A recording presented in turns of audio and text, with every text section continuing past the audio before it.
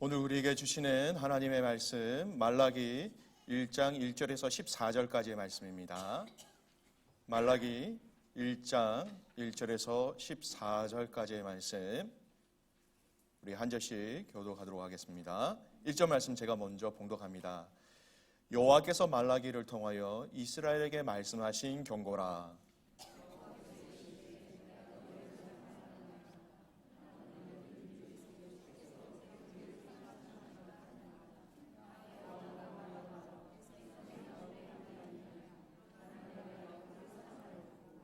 에서는 미워하였으며 그의 산들을 황폐하게 하였고 그의 산업을 광야의 이리들에게 넘겼느니라. 떠나였으나 황폐된 곳을 다시 쌓으리라 하였거니와 나 만군의 여호와는 이르노라. 그들은 쌓을지라도 나는 함이라.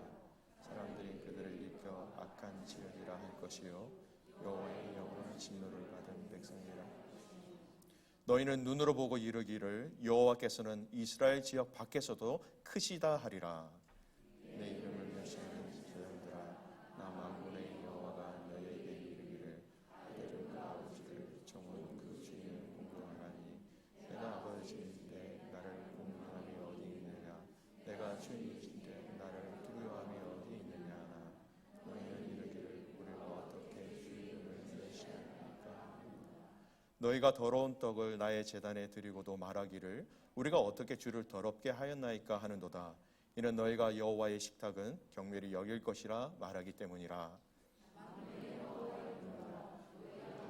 생제물을 바치는 것이 어찌 악하지 아니하며 저는 것 병든 것을 드리는 것이 어찌 악하지 아니하며 이제 그것을 너희 총독에게 데려보라. 그가 너를 기뻐하게 했으며 너를 받아주겠느냐. 만군의 여호와가 이르노라. 너희는 나 하나님께 은혜를 구하면서 우리를 불쌍히 여기소서 하여 보라. 너희가 이같이 행하였으니 내가 너희 중 하나인들 받겠느냐. 너희가 내 주님의 때에 불사르지 못하게 하기 위하여 너희 중에 성전문을 닫는 자가 있었으면 좋겠도다. 내가 너희를 기뻐하지 아니하며 너희의 손으로 드린 것을 받지도 아니하니라.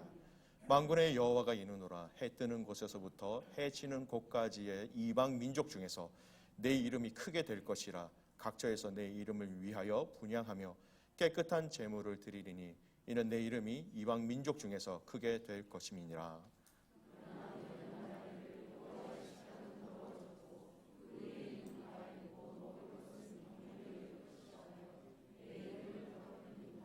만군의 여호와가 이르노라. 너희가 또 말하기를 이 일이 얼마나 번거로운고 하며 코웃음치고 훔친 물건과 저는 것 병든 것을 가져왔느니라. 너희가 이같이 봉헌물을 가져오니 내가 그것을 너희 손에서 받겠느냐. 이는 여호와의 말이니라. 짐승 떼 가운데 수컷이 있거늘 그 소원하는 일에 흠 있는 것으로 속여 내가 드리는 자는 저주를 받으리니 나는 큰 임금이요 내 이름은 이방 민족 중에서 두려워하는 것이 됨이니라. 만군의 여호와의 말이니라. 아멘. 그래서 만드신 제도가 있지요. 제도라고 얘기하시는 분도 있고요. 또 다른 말로 하나님께서 만드신 공동체가 있다 이런 말로 표현하시는 분도 있습니다. 바로 여러분 얼마 전부터 많이 들으셨던 가정과 교회다라는 것이죠. 하나님께서 직접 가정과 교회를 디자인하시고 창조하셨다라는 겁니다. 천하 만물을 창조하시고 그 창조 역사 가운데 남자와 여자를 창조하신 다음에 눈으로 보여지는 그 창조의 피조물 남자와 여자를 창조하신 것 같지만 또 마지막에 둘이 한 몸이 되어라라고 말씀을 하시면서 가정을 만드셨다라는 것이지요. 또 다른 하나님께서 만드신 제도 또는 공동체라고 얘기한다면 그것은 교회라고 말씀드릴 수 있습니다. 교회는 예수님께서 말씀하셨던 성부 하나님과 성자 예수님이 내가 가면 너희에게 이 성령을 보내겠다라고 약속하신 그 성령께서 사도행전 말씀에 보면 오순절 그날 성령께서 강력하게 임재하심으로 인하여서 여러분 사람들이 모이기 시작했고 사람들이 기도하기 시작했고 그 가운데 교회라는 것이 이 성령의 임재하심으로 말미암아 세워졌다라는 것이지요. 어떤 성경학자는 이런 의미로 가정과 교회를 이렇게 얘기하는 것을 들었습니다. 가정과 교회는 신적 기관이다. 신적 기관이다. 이렇게 정의를 합니다. 이 말인 의미인즉 하나님께서 직접 가정과 교회를 세우셨고 이 가정과 교회를 향하여서 직접 참여하고 계시고 관여하고 계시고 이 가정과 교회는 하나님께서 직접 만드셨기 때문에 하나님께서 직접 통치하시는 공동체와 기관이 된다라는 것입니다. 또 이 가정과 교회에 이 서로 간의 특징이 있지요. 여러 번 강조했습니다. 교회와 가정은 상호 서로 필요하고 또 상호 서로 보완하는 역할을 하고 있다는 것입니다. 여러분, 좋은 교회는 좋은 가정을 필요로 하고요. 또 좋은 가정은 또 좋은 교회를 필요로 합니다. 또 다르게 얘기하면 여러분, 좋은 가정이 없이는 좋은 교회가 있을 수 없고 좋은 교회가 없으면 좋은 가정이 있을 수 없다라는 것이지요. 여러분, 이 말씀을 가지고 이 시대를 한번 돌아보셨으면 좋겠습니다. 하나님이 만드신 가정이 여러분 얼마나 많이 여러분 무너지고 있고 또 많이 무너졌습니까? 여러분, 이 시대에 가정이 없어서 아닙니다. 가정은 세워집니다. 그런데 가정이 다 있습니다. 그런데 가정이 다 있지만 진정한 하나님께서 디자인하시고 기뻐하시는 그 가정이 마땅히 해야 할 일, 그 본질적인 역할을 감당하는 건강한 가정이 점점점 줄어들고 있는 것이 문제가 되는 것이죠. 아까 서로 필요하고 서로 보완적인 역할이 가정과 교회라고 말씀드렸습니다. 여러분, 가정이 무너지고 있는데 여러분, 교회에 무슨 힘이 있겠습니까? 당연히 영향을 받게 되지요. 가정의 본질적인 역할과 기능이 마비되어진다면 자연스럽게 이 교회의 사명과 역할 동안 어려움을 경험하게 되는 것은 당연한 결과입니다.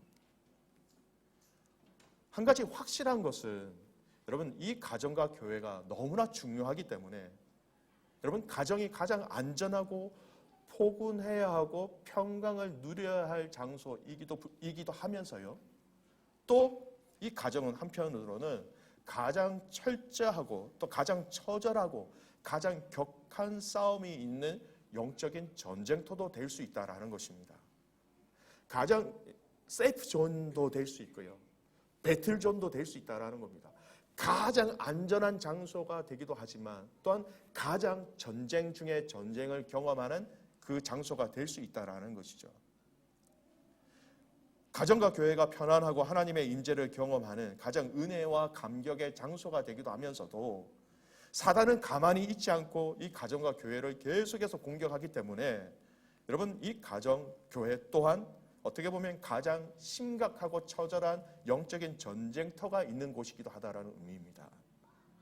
이 전쟁에서 여러분, 저희가 잠시 뒤로 물러서기만 해도 천국과 같아야 되는 이 가정과 교회가 마치 지옥과 같이 바뀔 수도 있다는 겁니다.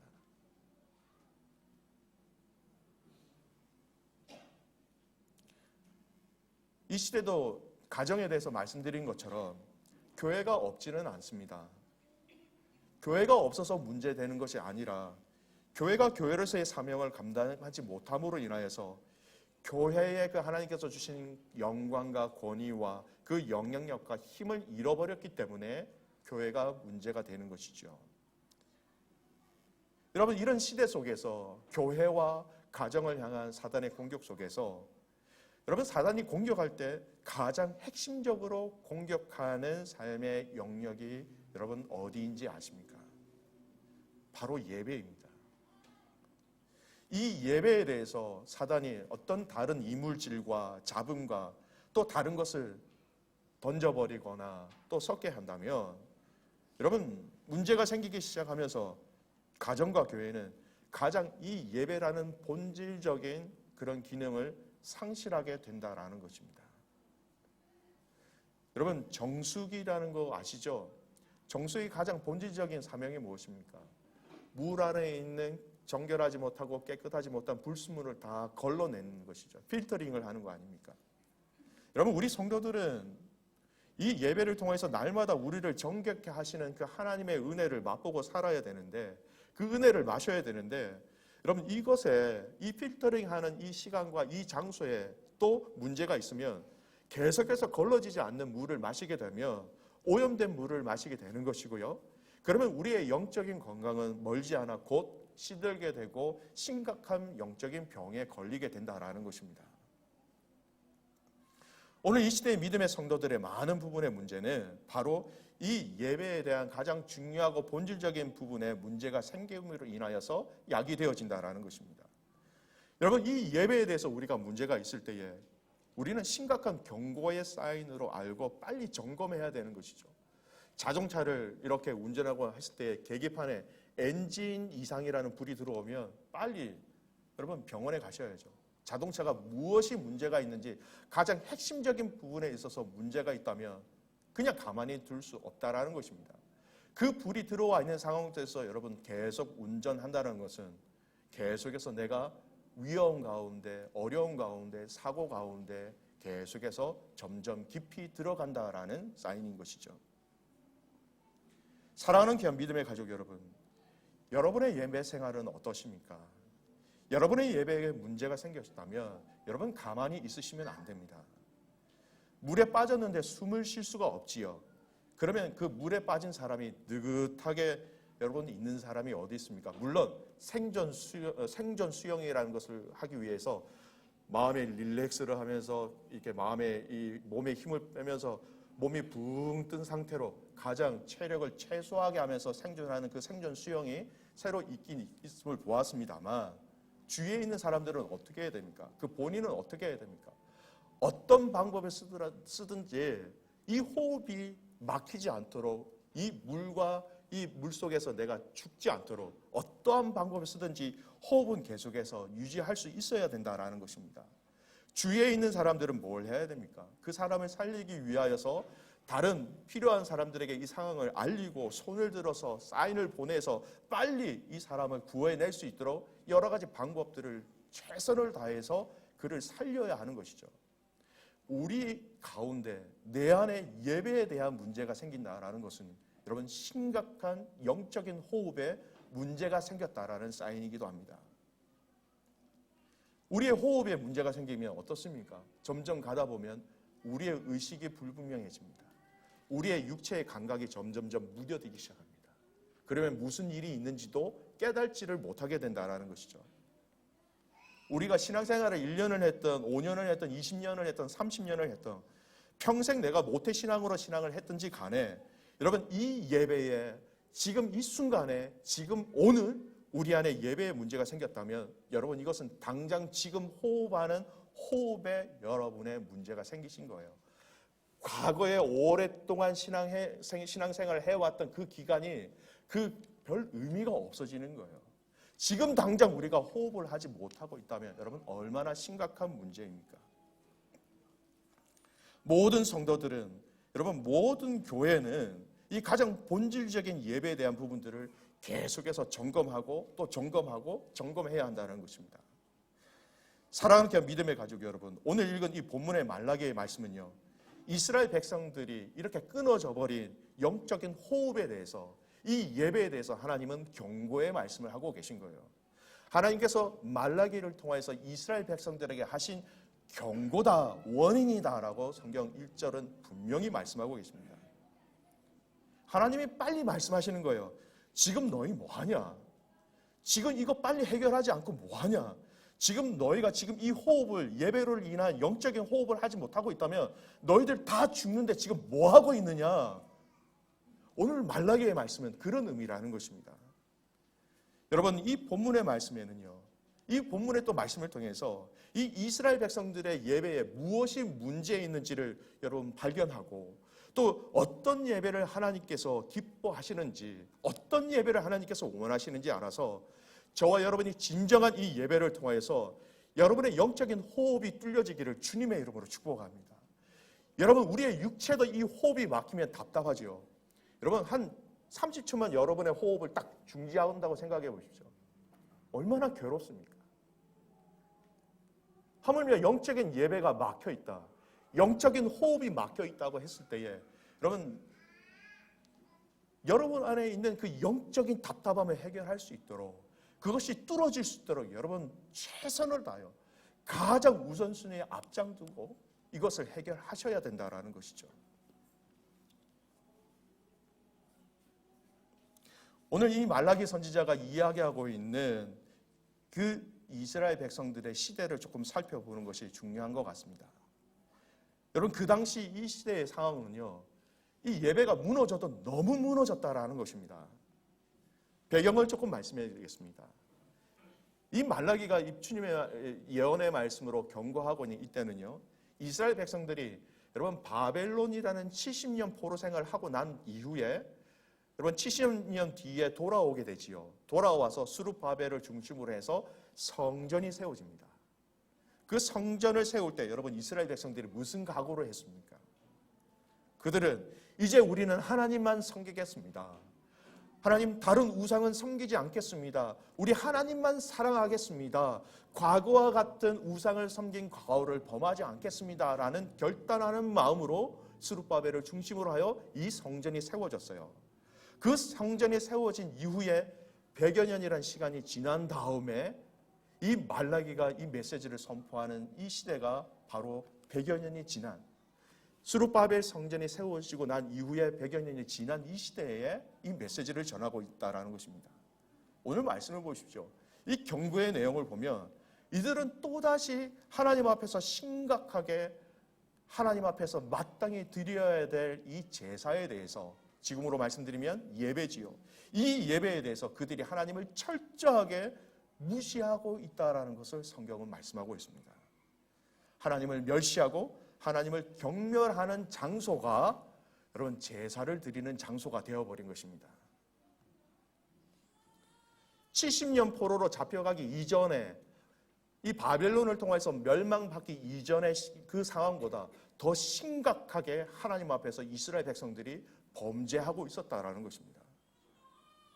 자신이 드려야 될 그 제물에 대해서 자신의 기준과 자신의 마음대로 제물을 드리기 시작한 것부터 시작되었습니다. 여러분 잘 아시는 것처럼 원래 하나님 앞에 구약의 제사를 드릴 때에 그 제물의 기준은요, 정확하게 하나님께서 말씀하십니다. 흠없고 정결한 것을 나에게 바치라고 말씀하셨지요. 근데 오늘 본문의 상황 속에서 드러난 내용들이 뭐가 있습니까? 여러분 8절 잠깐 말씀을 보십시오. 8절을 보면 만군의 여호와가 이르노라, 너희가 눈먼 희생 제물을 바치는 것이 어찌 악하지 아니하며 저는 것 병든 것 드리는 것이 어찌 악하지 아니하냐. 이제 이것을 너희 총독에게 드려보라. 그가 너를 기뻐하겠느냐, 너를 받아주겠느냐라고 말씀하십니다. 이 당시에 그들이, 이스라엘 백성들이 하나님 앞에 드렸던 제물에 대해서 눈먼 것, 저는 것, 병든 것을 드리기 시작했다라는 것입니다. 여러분 이 제사의 자리가 어떤 것입니까? 하나님, 나의 죄에 대해서 용서하여 주십시오. 하나님과 이 막혀있는 이 죄에 대해서 하나님 해결해 주십시오. 그래서 하나님과 화평하게 되기를 원합니다 라고 나오는 장소가 여러분 제사예요. 그런데 눈먼 것, 병든 것 이걸 가지고 나와서 하나님 앞에 드리니까 오늘 8절 말씀은 뭐라고 합니까? 어찌 악하지 아니하냐라고 얘기합니다. 악에 대해서, 죄에 대해서 해결하려고 드리는 이 제사가 오히려 하나님 앞에 더 악이다라고 하나님의 징계를 받는 장소가 되었다라는 것입니다. 반대의 결과를 얻었다라는 것이죠. 우리의 죄를 용서하여 주십시오. 이 죄의 문제를 해결하기 위해서 나왔는데 잘못 드려진 이 제사를 통하여서 죄가 더 쌓이게 됐다라는 거예요. 있는 죄가 사죄되기는커녕 죄의 문제가 더 덕지덕지 달라붙게 되는, 의도하지 않는 다른 결과를 경험하게 되었다라는 것입니다. 13절 말씀 보십시오. 만군의 여호와가 이르노라, 너희가 또 말하기를 이 일이 얼마나 번거로운 거 하며 코웃음치고 훔친 물건과 저는 것 병든 것 가져왔다. 이렇게 하나님께서 징계하십니다. 눈먼 것, 저는 것, 병든 것, 훔친 물건 등으로 제사를 하나님 앞에 제물로 드렸다라는 것이죠. 하나님께서 제시하신 흠 없는 것으로 나에게 제물을, 제사를 바쳐라고 말씀하신 그 기준과는 전혀 다른 사람의 기준, 나의 기준, 우리의 기준으로 이 제사의 제물들을 내가 선택해서 하나님 앞에 드리게 됐다라는 것입니다. 그렇게 드린 이 말라기 1장에 말씀하고 계신 이 제사의 결론이 여러분 무엇입니까? 9절 말씀 우리 같이 한번 읽겠습니다. 9절입니다. 만군의 여호와 같이 읽겠습니다. 만군의 여호와가 이르노라 너희 나 은혜를 구하면서 우리를 불쌍히 여기소서 하여 보라. 너희가 이같이 행하였으니 내가 너희 중 하나인들 받겠느냐. 성전이 있었습니다, 여러분. 제사장도 있었습니다. 제사를 드리러 오는 사람도 있었습니다. 여러분, 제물도 있었습니다. 형식으로 따지면 여러분 부족한 것이 하나도 없는 제사가 맞습니다. 형식적으로 뭔가 빠져있는 것이 하나도 없는 제사입니다. 그런데 하나님이 말씀하시기를 너희가 이렇게 예배한다면 하나님 우리에게 은혜를 주십시오. 하나님 우리를 좀 불쌍히 여겨주십시오 하면 내가 너희들이 이렇게 드리는 이 은혜와 이 불쌍히 여겨주셔서 하는 그 제사 가운데 내가 하나인들 내가 받겠느냐? 하나도 받지 않겠다라고 말씀하시는 거예요. 여러분 오죽 하나님이 힘드셨으면 10절 말씀해 보면요 이렇게 말씀하십니다. 누가 좀 이렇게 해줬으면 좋겠다. 누가 이렇게 예배를 드리러 오는 사람들이 오지 못하도록 성전 문을 누가 좀 이렇게 닫아줬으면 좋겠다. 나는 이 예배가 너무너무 싫어. 내가 받지도 않는 이 예배, 이런 예배를 드리면 드릴수록 죄가 사해지는 것이 아니라 너의 죄가 더욱더 이렇게 쌓아지는 이 예배, 나는 너무너무 힘들어. 나는 너무너무 괴롭다라고 말씀하고 계신 거죠. 우리가 밖으로 보여지는 문제는 여러분 재물이 문제입니다. 흠이 있는 것을 가지고 왔어요. 눈먼 것, 저는 것을 가지고 왔어요. 그런데 여러분 이 문제를 조금 더 살펴보면 이 재물을 가지고 오는 그 사람이 더 근원적인 문제라는 것을 저희들이 알 수 있습니다. 이 문제가 있는 재물을 가지고 오는 그 사람의 마음과 그 생각 중심에 이 하나님이 받으시는 이 제사에 대한 마음에 대해서 그 기준은 하나도 없고 그냥 형식과 틀에 맞추기만 하면 되지 뭐. 그 마음에 문제가 있었다라는 거예요. 여러분 자기 중심적인 예배가 얼마나 무서운지 아십니까? 예배는 하나님 중심으로 하나님이 어떻게 기뻐하시는가라는 것으로 우리가 나가야 되는데 자기 중심적인 예배가 얼마나 무서운지 아세요?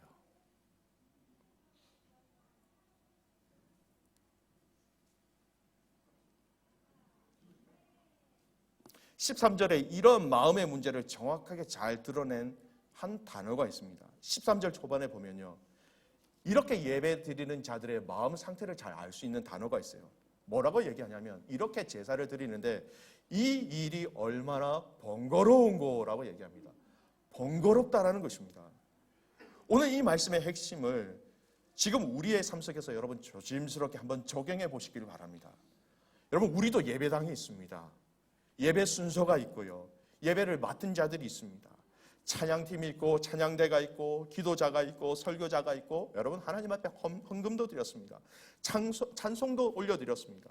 있을 것 다 있습니다. 할 것 다 했습니다. 형식적으로 여러분 뭔가 부족한 것이 거의 없지요. 그러나 말라기 이 말씀을 통하여서 오늘 이스라엘 백성들에게 하나님께서 책망하신 이 책망의 내용을 오늘 우리의 삶 속에서 한번 적용해 보았으면 좋겠습니다. 저와 여러분의 마음의 중심은 어떻습니까?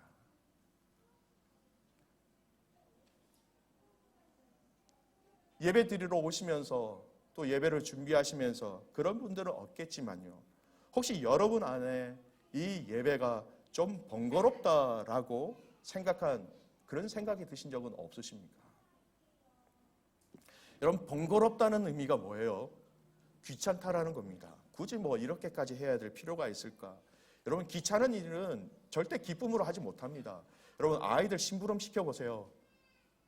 귀찮으면 억지로 하죠. 얼굴 표정 보면 이 아이의 심부름이 기쁨인지 즐거움인지 불만인지 금방 알 수 있죠. 그런데 심부름인데 그 심부름 가운데 자기가 먹을 수 있고 자기가 살 수 있는 것이 하나 곁들여져 있다. 얼마나 기쁨으로 얼굴을 활짝하게 하면서 심부름을 가는지 모르지요. 번거롭다라는 것은요. 결론적으로 우리의 마음속에 우리가 기쁨으로 하지 못한다는 겁니다. 지금 오늘 이 말씀, 이 말라기의 말씀이 지금 우리에게 무엇을 말씀하시는 겁니까? 하나님이 저와 여러분을 향해서 지금 오늘 이 시간에 너희가 나에게 하는 이 기도가, 너가 지금 나에게 하는 이 찬양이, 너가 지금 나에게 드리는 이 헌금이, 지금 너가 나에게 하는 모든 이 고백이 정말 진심이냐, 정말 기쁘냐, 정말 감사하냐라고 질문하고 계신 거예요. 여러분, 요한복음 4장 23절 말씀입니다. 23절 24절 말씀에 보면 예수님께서 항상 이 예배에 대한 부분들을 말씀하실 때 굉장히 중요한 중심을 주셨어요. 기준을 주셨어요. 저희가 예배 때 23장 24장 말씀 중에 한 구절을 제가 계속해서 예배 시작하기 전에 선포를 하지요. 23장 말씀 한번 같이 읽겠습니다. 아버지께 참되게 예배하는 자들은 영과 진리로 예배할 때가 오나니 곧 이때라. 아버지께서는 자기에게 이렇게 예배하는 자들을 찾으시느니라. 사마리아 땅도 아니고 예루살렘 땅도 아니다라는 겁니다. 영과 진리로 예배하는 그 예배를 하나님께서 찾고 계시다라는 거예요. 우리의 마음에 하나님의 영과 하나님의 진리를 아는 것입니다. 이 하나님의 영과 진리라는 이 말씀을 여러분 좀 설명하기 위해서 여러 가지 학자들의 뭐 이렇게 내용과 견해와 주석들을 이렇게 쭉 말씀을 하는데요. 영이라는 것은 우리가 성령의 도우심으로 하나님께 예배를 드려야 된다. 또 진리라는 것은 하나님의 말씀의 진리 위에서 이 예배를 드려야 된다. 예, 맞는 말씀인데요. 계속해서 이 말씀을 제가 계속해서 주석가들과 학자들과 성경 안의 내용들을 계속해서 보는 과정 속에 마지막에 그 주석의 내용들을 다 덮어버렸어요. 계속해서 저에게 주시는 말씀이 뭐냐면 너무 어렵게 설명하지 말아라는 거예요. 이 말이에요. 영과 진리로 하나님 앞에 예배한다라는 이 말씀이 무슨 말이냐. 너 이렇게 하나님 앞에 예배하는 게 정말이냐라는 거예요. 너 정말 하나님의 은혜에 감사하고 있냐라는 거예요. 이 찬양의 가사처럼 너 정말 기뻐하냐는 거예요. 정말로 나를 사랑해? 정말로 기쁘니? 이거 혹시 너한테 귀찮은 거 아니야? 번거로운 거 아니야? 사랑하는 믿음의 성도 여러분, 저에게 주신 마음으로 여러분들께 묻겠습니다. 오늘 여러분이 드리는 이 예배 가운데 하나님께 표현되어지고 하나님께 드려지는 이 예배 가운데 여러분 진심으로 마음을 다하여 하나님 앞에 드리고 계신 예배가 맞으신지요? 오늘 이 예배당에 오시면서 이 예배를 준비하시면서 행여나 혹시나 좀 번거롭다, 좀 귀찮다라는 마음이 드셨으면 여러분 우리는 우리의 마음에 아주 심각한 도전을 받고 있다라는 것입니다.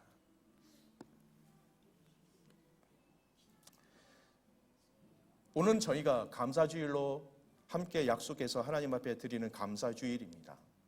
오늘 이 날을 예로 들어서 한번 말씀드려보지요. 여러분 정말로 하나님 앞에 감사를 하고 계십니까? 여러분 오늘 이 자리에 오실 때 정말 하나님 앞에 감사하는 그 마음을 가득 담아서 여러분의 기도와 여러분의 찬양과 여러분의 발걸음 가운데 그 감사로 주님 앞에 드리고 계신 예배가 되십니까? 오늘 감사주일로 저희들이 하나님 앞에 또 예물을 드렸습니다. 여러분 그 예물 가운데 정말 여러분이 하나님께 향한 그 감사의 마음이, 그 감사의 진실된 마음이 함께 드려진 예물은 맞습니까? 여러분 저는 헌금을 많이 하십시오 그런 말씀 드리는 거 아니에요. 한 해를 돌아보면서 이것이 정말 하나님의 은혜였기 때문에 하나님 너무 감사합니다. 지금 당장 응답하여 주시지 않는 삶의 기도의 제목이라 할지라도 그럼에도 불구하고 하나님 감사합니다라는 여러분의 진정된 그 마음의 감사가 함께 드려지는 예배 오늘 맞습니까? 사랑하는 귀한 코너슨 할인교회 믿음의 가족 여러분, 지금 하나님이 더 근원적으로 원하시는 것이 있다면 저와 여러분의 이 마음의 중심을 받기를 하나님은 원하고 계십니다. 이 마음의 중심으로 시작되어지는 찬양과 기도와 설교와 물질, 이것이 바로 하나님이 기뻐하시는 예배가 되는 것입니다. 사랑하는 믿음의 가족 여러분, 저와 여러분이 이 시간 하나님 앞에 서서 하나님이 이렇게 물으신다면, 여러분 너 이 시간 정말 나에게 기뻐서 즐거워서 감사해서 드리는 예배 맞아라고 물어보실 때에 저와 여러분이 하나님 앞에서 부끄럽지 않은 예배자가 되시기를 주님의 이름으로 축복합니다. 이스라엘 백성들, 말라기 시대의 백성들이 여러분 제사도 있었어요. 제물도 있었어요. 있을 것 다 있었어요. 근데 가장 중요한 그 마음의 진실함, 그 마음의 중심 없었다라는 것입니다. 제가 하나님 앞에서 한 주간 이 예배를 위해서 기도하는데 제 기도 가운데 이런 기도가 나오더라고요. 하나님, 이 공동체가 하나님 앞에 드리는 이 예배가 우리가 예배를 통해서 하나님을 높여드릴 때, 찬양할 때, 기도할 때 저는 이런 반응을 하시는 하나님을 상상했습니다. 내가 너희 공동체의 예배를 이렇게 흠양하는데 이 예배 가운데 너희의 진심들이 느껴져. 너희들이 나를 사랑하는 그 사랑의 진심이 느껴져. 너희들이 나를 경외하는 그 경외의 진심이 느껴져. 너희들이 나를 존중하는 그 존중의 진심이 느껴진다. 이런 성도와 교회가 되시기를 주님의 이름으로 축복합니다. 여러분, 사람도 알지요. 나에게 말하는 사람, 저 사람의 말이 진정성이 있는 말인지 없는지 조금 지나면 우린 금방 알 수 있지 않습니까?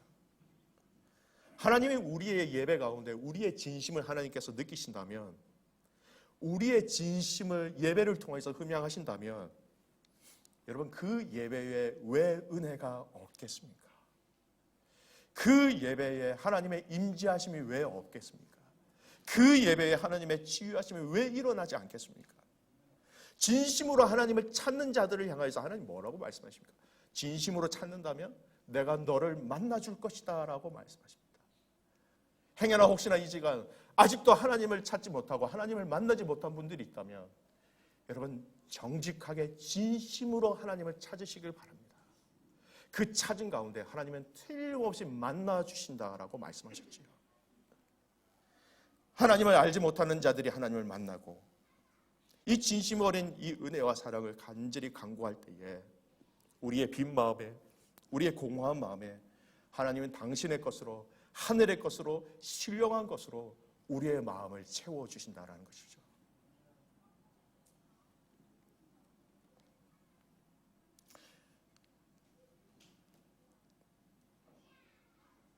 형식도 중요하지만 그 형식이 가지고 있는 그 의미와 그 중심을 함께 지켜나가는 저와 여러분 되시기를 다시 한번 더 주님의 이름으로 축복합니다. 여러분, 오늘 이 말라기 제사를 통하여서 하나님이 엄청난 경고의 말씀을 하십니다. 근데 여러분, 가만히 생각해 보세요.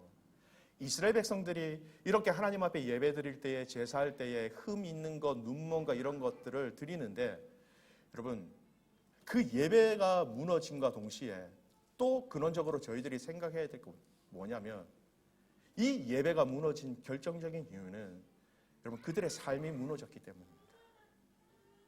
그들의 삶이 또 무너졌기 때문에 이 예배가 무너지고, 이 예배가 무너졌기 때문에 그들의 삶이 또 바닥으로 치게 된다라는 것이죠. 오늘 우리가 하나님 앞에 드려야 될 이 예배 가운데 진심 어린 진실된 예배를 드리기 위해서 저와 여러분에게 성경이 말씀하고 있는 우리의 삶으로 드려야 될 예배에 대해서 성경은 정확하게 말씀하시고 있는 영역이 있습니다. 첫 번째가 뭐냐면 세 가지 영역인데요. 첫 번째입니다. 순종의 제사라는 것입니다. 사무엘상 15장 22절 말씀 같이 한번 읽겠습니다. 사무엘상 15장 22절 말씀. 사무엘이 이르되 여호와께 번제와 다른 제사를 그의 목소리를 청종하는 것 좋아하신가 같이 좋아하시겠느냐? 순종이 제사보다 낫고 듣는 것이 수양의 기름보다 나으니. 이 본문의 배경이 뭡니까, 여러분? 사울이 아말렉과의 전쟁에서 승리를 하게 됩니다. 하나님은 다 죽여라고 말씀하십니다. 좋은 양, 좋은 소, 복은 그것 필요 없다. 다 죽여라고 말씀하십니다. 그런데 이 사울 왕은 핑계를 대지요.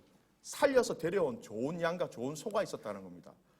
왜 그렇게 했냐고 사무엘을 물었을 때 이거 제사 하나님 앞에 좋은 제물 드리기 위해서 이렇게 했습니다. 그렇게 변명을 했지요. 사무엘이 하나님을 통하여서 이 상황 속에서 말했던 메시지가 뭡니까? 순종이 제사보다 낫다라는 거예요. 제사를 드리는 거 얼마나 중요합니까? 그런데 하나님 앞에서 말씀하신 그 삶 속에서의 순종과 감사와 그 말씀에 온전히 합당하게 순종하는 그 삶이 없다면 이 제사가 무슨 의미가 있냐라고 말씀하시는 거예요. 하나님의 말씀과 명령과 법도를 지키지 않으면서 이 형식적인 예배에 물질적으로만 충성한다고 해서 성도의 역할을 다하고 있지 못하다, 다할 수 없다라는 것입니다. 우리의 인간의 중심을 보시고 그 중심을 받고자 하시는 그 하나님 앞에서 마땅히 삶의 순종으로 인하여서 하나님 앞에 제사를 드려야 한다라고 말씀하고 계신 것이죠. 여러분, 순종이라는 것은요, 나에 대해서 전적인 포기예요. 순종이라는 정의가 뭐냐면 나에 대해서는 전적으로 포기합니다. 그러나 하나님께서 요구하신 것이 있다면 하나님께서 요구하신 그거에 대해서는 완전히 합의합니다. 그렇게 하겠습니다라는 거 얘기하는 거예요. 나에 대해서는 no, 하나님에 대해서는 yes라고 말하는 것이 순종이라는 것입니다. 여러분, 우리의 삶 속에서의 이 순종의 제사는요, 자신에 대한 철저한 포기, 반대로 하나님 앞에서 온전히 순종함으로 말미암아 이 순종의 제사를 하나님께 드리기를 원하고 계신 것이죠. 삶 속에서 하나님 앞에 순종하지 못한 그 무너진 삶이 예배 드릴 때, 제사 드릴 때 재물에 대한 다른 것으로 이어지게 되었다라는 것입니다. 함께 모여서 약속되어진 이 예배의 온전함으로 하나님 앞에 진실되게 예배 드리기 위해서는 여러분, 우리의 삶이 무너지면 안 돼요. 우리의 삶이 무너지는 안 되는 그 영역 중에 하나가 말씀 앞에 순종하는 이 삶을 성경은 말씀하고 계신 것입니다. 사랑하는 믿음의 가족 여러분, 이 말씀 앞에 저와 여러분이 철저하게 순종함으로 여러분, 우리의 이 순종의 삶 자체가 하나님이 기뻐하시는 예배가 되시기를 주님의 이름으로 축복합니다. 이 삶을 놓쳐버리면 오늘 말씀처럼 그 순종보다도, 이 제사보다도 순종을 더 원하시는 하나님의 그 마음을 저희는 외면하게 된다는 것입니다. 여러분, 순종에 얼마나 강력한 은혜가 있는지 아세요? 사도행전 5장 32절 말씀에 순종으로 인한 하나님의 기름 부으심이 있습니다. 함께 읽습니다. 우리는 이 일의 증인이요 하나님이 자기에게 순종하는 사람에게 주신 성령도 그러하더라. 하나님께서 성령을 주셨는데 어떤 자들에게 성령을 주셨다고 말씀하십니까? 순종하는 자들에게 하나님께서 성령을 주셨다는 거죠. 순종하는 자들에게 성령을 주셨다. 여러분, 그 성령께서 성령을 주셨다는 게 뭐예요? 그 성령의 기름 부심과 그 성령의 인도하심과 그 성령의 능력을 통하여서 그 순종을 통한 하나님의 놀라운 은혜, 그것이 예배가 되고 그것이 삶이 될 때에 함께 정해진 이 시간 가운데 우리가 하나님 앞에 더 우리의 삶을 거룩한 제사로 드릴 수 있게 된다는 것입니다. 우리의 삶 속에서 순종의 예배 가운데 성령을 주신다면 삶 속에서 성령의 치유와 기름 부으심을 우리에게 허락하신다는 것이죠. 여러분, 순종의 삶을 통하여서 이 성령의 기름 부으심의 은혜를 마음껏 체험하시기를 주님의 이름으로 축복합니다. 그 기름 부으심이 공동체가 함께 모여서 드리는 이 예배 가운데 그 기름 부으심이 계속해서 이어지는 것이죠. 이스라엘 백성들은 이걸 놓쳤던 거예요. 여기만 이렇게만 드리면 기름 부으심이 있다라고 생각한 거예요. 아니에요. 삶의 불순종으로 단절되어진 그 삶이 어떻게 이곳에서 하나님의 은혜를 경험할 수 있겠습니까? 두 번째 삶의 영역 가운데 드려야 될 제사가 뭐냐면 찬미의 제사입니다. 히브리서 13장 15절 말씀 우리 같이 한번 읽겠습니다. 이러므로 우리가 예수로 말미암아 항상 찬미의 제사를 하나님께 드리자. 이는 그 이름을 증거하는 입술의 열매니라. 여러분, 제사를 드리는데 찬미의 제사, 첫 번째는 순종의 제사라고 말씀드렸다면 두 번째는 찬미의 제사라는 겁니다. 찬미라는 정의가요, 아름답고 훌륭한 것이나 위대한 것을 기리어 칭송한다라는 겁니다. 찬미라는 말을 다뤄서 얘기하면 높인다, 찬송한다, 높여드린다라는 그런 의미예요. 그러면 오늘 히브리서 13장 이 15절 말씀을 통하여서 우리가 정확하게 표현한다면 하나님, 우리는 예수님 때문에 당신께 너무 감사드립니다. 너무 좋으신 하나님이세요. 너무너무 탁월한 은혜를 우리에게 주셨어요. 라고 하나님을 칭찬하고 칭송하는 게 찬미의 제사라는 겁니다. 여러분, 우리의 삶 속에서 필요한 것이 이거라는 것이죠. 예수님 때문에 우리가 이런 은혜를 받았습니다. 하나님 너무 감사합니다. 너무 좋습니다. 라고 하나님을 높여드리고 찬양하는 것. 이것이 찬미의 제사. 이것이 찬미의 제사라고 성경은 분명히 말씀하고 있습니다.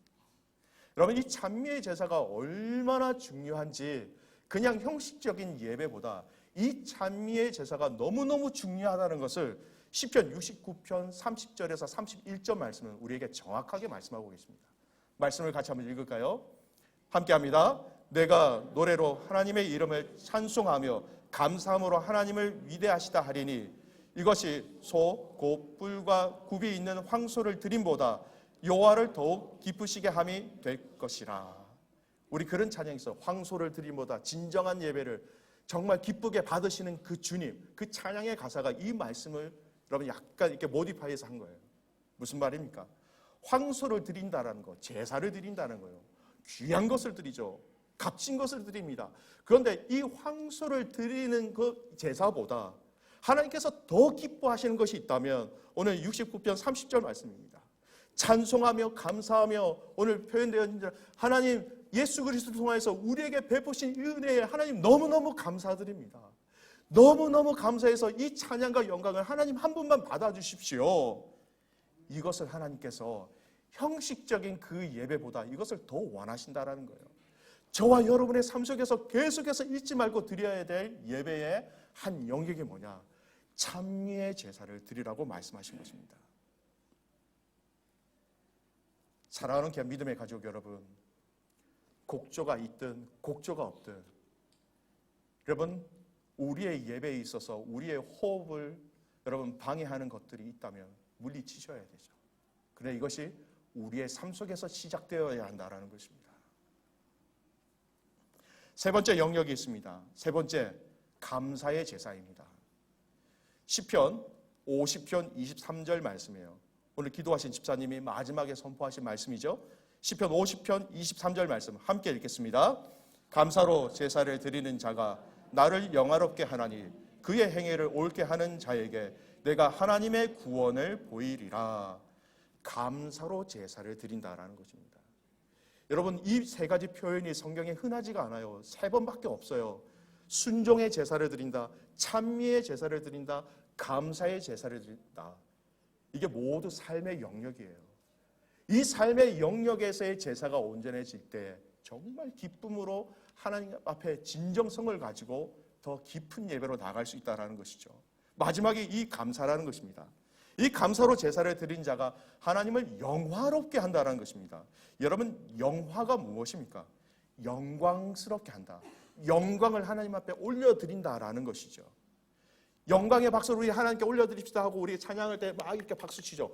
박수를 통해서 하나님께 영광을 올려드리는 것처럼 오늘 저와 여러분이 우리의 삶 속에서 감사로 표현할 수 있는 여러 것들을 통해서 그 감사의 표현을 하나님께 영광, 하나님을 영화롭게 한다라고 성경은 말씀하고 있는 것입니다.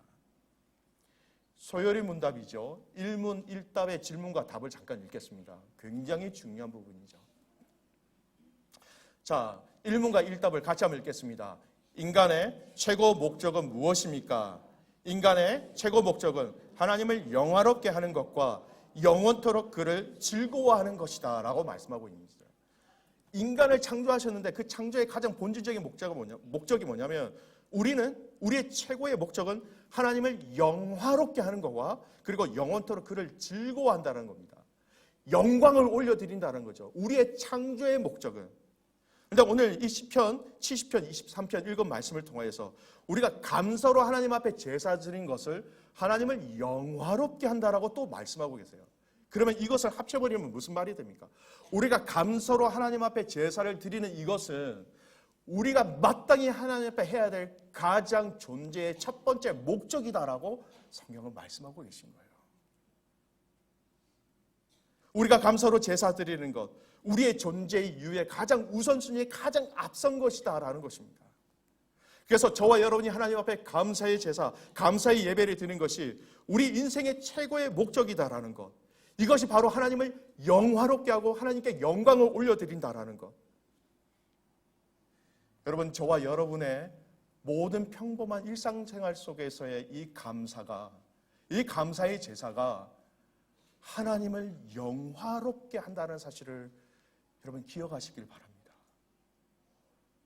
여러분 나중에 설명을 다음번에 한번 설명 기회가 되면 드리겠지만, 여러분 우리가 하나님을 영화롭게 한다는 표현은 엄청난 표현이에요. 예수님께서 아버지께서 아들을 영화롭게 하사라는 말씀이 있죠. 아무나 할 수 없는 거예요. 아무나 할 수 없는, 아무나 드릴 수 있는 그 하나님을 향한, 예수 그리스도를 향한 그 영화로움을 우리가 우리의 입술을 통하여, 우리의 찬양을 통하여, 우리의 삶을 통하여 하나님 감사합니다는 그 표현을 통해서 그것을 영화롭게 받으신다라고 약속하고 계신 것이죠. 여러분 그렇기 때문에 감사는 우리가 해도 되고 안 해도 되는 게 아니에요. 이 말은 나에게 원하는 일이 일어나지 않는다 할지라도 우리는 그 자리에서 무조건 감사하겠습니다라는 것을 결단하고 약속하는 것이 우리의 삶의 목적이라는 것입니다. 오늘 저희가 감사주일로 하나님 앞에 나아가고 있는데요, 여러분 우리가 감사할 것이 참 많지요. 여러분의 개인의 삶 속에서, 여러분 가정에서, 순환에서, 또 모든 상황과 환경 속에서 감사할 제목들이 참 많을 겁니다. 초등부에서 숙제를 주셔서 감사 제목 3가지를 이렇게 써서 오늘 가지고 오는 게 숙제였어요. 애들 하는 것을 조금 보고 들으니까 다 좋은 것만 쓰더라고요. 건강하게 해주셔서 감사합니다. 예, 감사의 제목 맞습니다. 여러 가지 감사의 제목들 맞지요. 어제 마지막으로 순 예배에 제가 참석을 했습니다.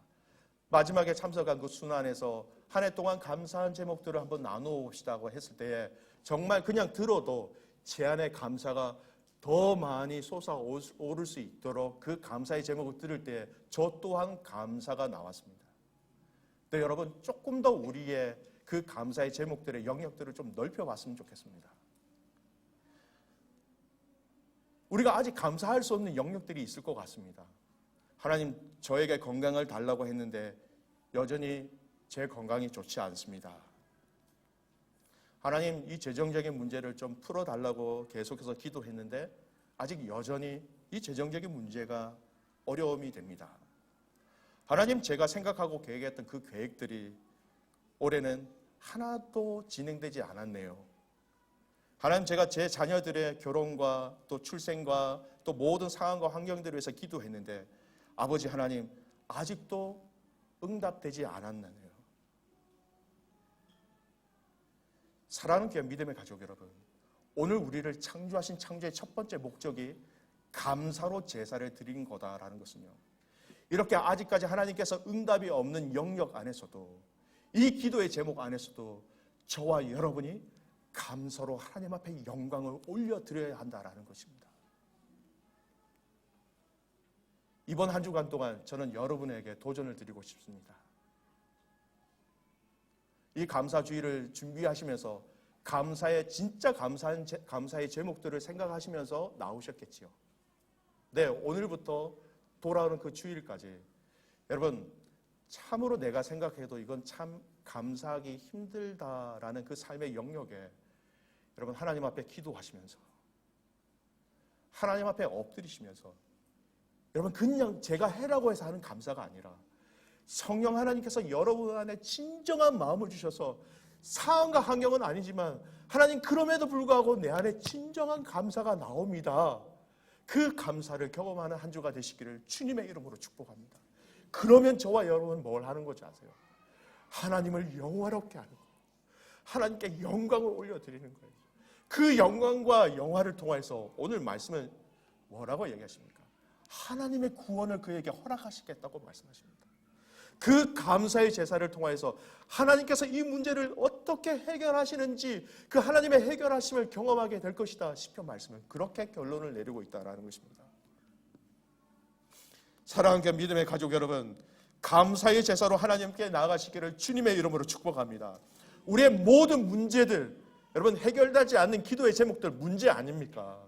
근데 그 문제 앞에 함께 감사로 선포하시면서 그 감사의 제사를 통하여서 하나님이 우리의 상황과 환경 가운데 우리를 어떻게 인도하시는지, 우리의 마음을 얼마나 강하게 담대하게 하시는지 그 은혜를 누리시기를 바랍니다.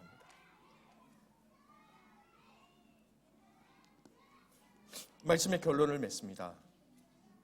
여러분, 오늘 저와 여러분의 예배가 진정성에 있는 우리의 마음의 중심을 드리는 예배가 되길 간절히 소원합니다. 그 진정성에 있는 진심이 있는 예배를 드리기 위해서 먼저 우리의 삶이 하나님 앞에 제사가 되어야 됩니다. 순종의 예배를 통하여서, 순종의 제사를 통하여서 여러분 성령의 임재하심을 누리십시오. 찬송의 예배를 통하여서 하나님만 마음껏 예배하십시오. 감사의 예배를 통하여서, 감사의 제사를 통하여서 여러분, 저와 여러분이 하나님을 영화롭게 하는 복된 믿음의 가족들 되시기를 주님의 이름으로 축복합니다. 주신 말씀 기억하면서 우리 이 찬양으로 함께 영광 올려드렸습니다.